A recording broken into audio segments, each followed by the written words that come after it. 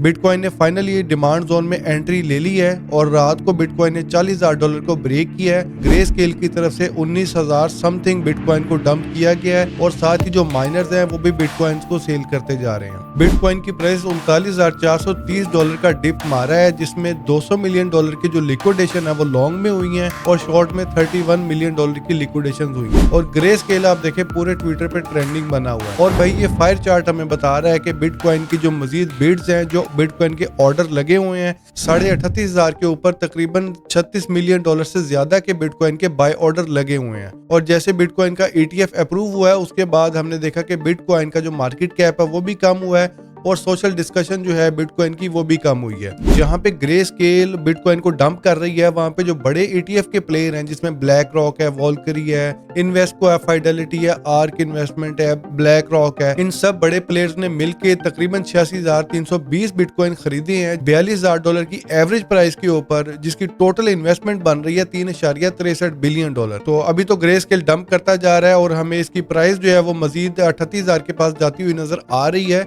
लेकिन कुछ एक्सपर्ट है उनका ये भी कहना है कि 38,000 को शायद टच ना करे, उससे पहले बिटकॉइन यहाँ से एक लो लगा के उसके बाद यहाँ से ऐसे पंप कर जाए। तो अभी जो ग्रे स्केल है वो मार्केट में बिटकॉइन सिर्फ डंप कर रहा है, लेकिन फ्यूचर में जैसे उसकी डिमांड बढ़ेगी तो यहाँ से आप अंदाजा कर लें कि ग्रे स्केल का कितना बड़ा इंपैक्ट होगा। और जिस तरह बिटकॉइन ने 2024 का लो लगाया है तो इथेरियम का भी जो लो है वो $2,000 का लग सकता है। ग्रे स्केल और जो बड़े प्लेयर हैं वो मार्केट में बिटकॉइन को बेच के अपनी प्रॉफिट टेकिंग कर रहे हैं, तो इथेरियम की जो प्रॉफिट टेकिंग है ना वो भी साथ साथ चल रही है। प्रॉफिट टेकिंग जो है एक नॉर्मल चीज है, जब किसी भी इन्वेस्टर ने नीचे खरीदा होता है कॉइन को, कॉइन पंप करता है उसके बाद उन्होंने सेल करना ही होता है। तो इसके हिसाब से इन्होंने बताया कि अगर इथेरियम $2300 को ब्रेक करता है नीचे की तरफ तो फिर इथेरियम का जो सपोर्ट लेवल है 2000 का नियर फ्यूचर उसको टच कर सकता है। और क्रिप्टो मार्केट में आप देखें बिटकॉइन $40,000 के ऊपर ट्रेड कर रहा है। फियर एंड ग्रीड इंडेक्स 49 पे है और लास्ट टाइम जब बिटकॉइन ने 40,000 को ब्रेक किया था तब आपको पता है फियर एंड ग्रीड जो है वो 70 के पास पहुंचा था। जहां पे मीम कॉइन्स में हमने पिछले दिनों बड़ी रैलीज देखी, अभी तक जो परफॉर्म नहीं कर सके डॉज और शिबा इनू,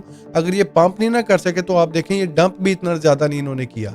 24 घंटे में 2-2 1-1% इन्होंने डंप किया है। लेकिन अगर आप बॉन्ग कॉइन देखेंगे जो मैसिव पंप लिया था पहले, पिछले 7 दिनों में 21% माइनस हुआ है। पेपे कॉइन पिछले 7 दिनों में -12% पे गया है। फ्लोकी भी ठीक है, ज्यादा नीचे नहीं गया, लेकिन आप देखें विफ जो है वो भी 10% गया है और मीम -13% गया है। और पिछले 24 घंटे में जो मायरो है वो -11% में गया है। और जो लोग मुझे पूछे थे कि मायरो 20 सेंट पे बाय करना चाहिए, तो उस टाइम भी मैंने आपको बोला था कि मायरो ने काफी ट्रैक्शन गेन की है, मायरो का इन्वेस्टर ने जूस निकाल लिया। 20 सेंट पे इसको खरीदना एक महंगा सौदा है। बहरहाल इसके बाद आप ये देखें स्नैक जो है पिछले 7 दिनों में -24% है और भाई कॉक इनू आप देखें पिछले 7 दिनों में -30% इसकी प्राइस डंप हुई है। तो जितने भी लोग मुझे पूछे थे हमने एंट्री लेनी है शिबा इनू में या बॉन्ग कॉइन में, तो मैं आपको जिस तरह बता रहा था कि मार्केट में एक करेक्शन ड्यू है और हमने अभी ये देखे जस्ट नाउ हम ये करेक्शन भी देख रहे हैं और जस्ट लाइक वाओ तो नहीं है, लेकिन बहरहाल ये मोस्ट प्रोबेबली ये प्रेडिक्टेड मूव थी। और जिस तरह मैं आपके साथ भी शेयर कर रहा था कि ये 38-40 हजार के जोन में हम फ्यूचर में बिटकॉइन की प्राइस देख सकते हैं और इसको ये देखें इसने टच भी किया है। और अभी जो मीम कॉइन्स हैं वो देखें ऑलरेडी हमें डिस्काउंट प्राइस पे नजर आ रहे हैं। और जो शिबा इनू के बर्न रेट है उसमें कोई ज्यादा इजाफा नहीं हुआ, सिर्फ 186 मिलियन शिबा इनू कॉइन हमने पिछले 24 घंटे में बर्न किए हैं।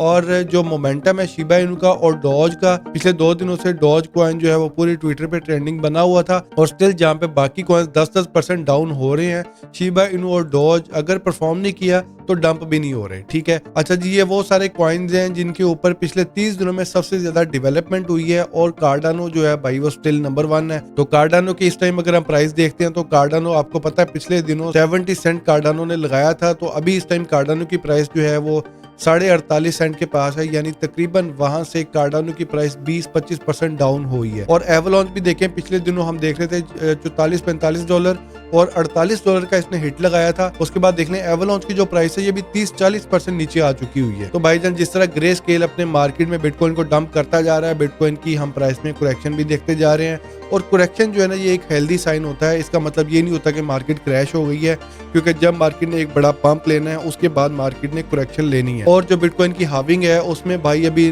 90+ डेज पड़े हुए हैं और अगले बुल रन की जो है वो तैयारी हो रही है।